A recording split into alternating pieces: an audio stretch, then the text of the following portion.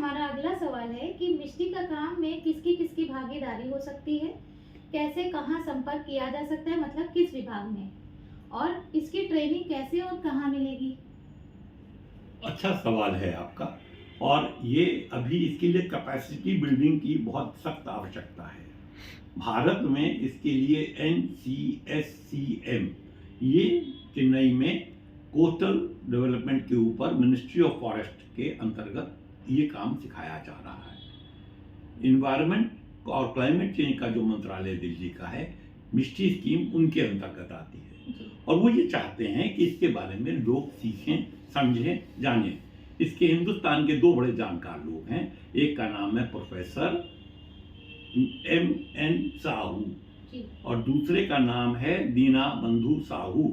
ये दोनों में से दीना बंधु साहू हमारे साथ एसोसिएटेड है और ये वीडियो खत्म होते ही उनका वीडियो चालू हो जाएगा, जिसमें वो ये बताएंगे कि अमंग वेरियस और चीज़ों के साथ साथ ये मिष्टी के अंतर्गत जो सीवीड उगेंगे वो सीवीड क्या हैं, सीवीड क्यों हैं, सीवीड का क्या इस्तेमाल है, उनका क्या इनकम होगी, उससे कैसे होगी, इसके बारे में आप इसके बाद वाली फिल्म में देखिए। और हम चाहेंगे कि इसके बारे में कोई प्रश्न हो तो आप अवश्य पूछें ताकि हम इसका आपको जवाब दे सकें। और भारत के कोस्टल एरिया जहाँ जहाँ मैंने कहे उन सब क्षेत्रों में ये हो सकता है। इतना ही ध्यान रखिए कि ये होगा वहीं, या तो एक FPO बनाइए, फार्मर प्रोड्यूसर ऑर्गेनाइजेशन, या वुमेन सेल्फ हेल्प ग्रुप बनाइए और कोशिश ये करिए कि वो इलाका ऐसा हो जहाँ नदी समुद्र में मिलती हो। प्रोफेसर साहू, आपका स्वागत है। नमस्कार। तो सबसे पहले तो आप हमें ये बताइए कि सीवीड होते क्या हैं। सीवीड एक्चुअली सामुद्रिक शैवाल होता है जो समुंदर के अंदर और जो खारा पानी होता है तो उसका नीचे दो टाइप का पौधा होता है। एक होता है सी ग्रास, जैसे हम लोगों का घास फूस होता है ऐसा होता है, और ये होता है सीवीड्स जो सामुद्रिक शैवाल होता है, तो इसको हम सीवीड्स कहते हैं। और ये सीवीड्स इसीलिए बहुत देश में बहुत पॉपुलर है क्योंकि उसका बहुत सारे चीज़ों में इस्तेमाल होता है। जी जी।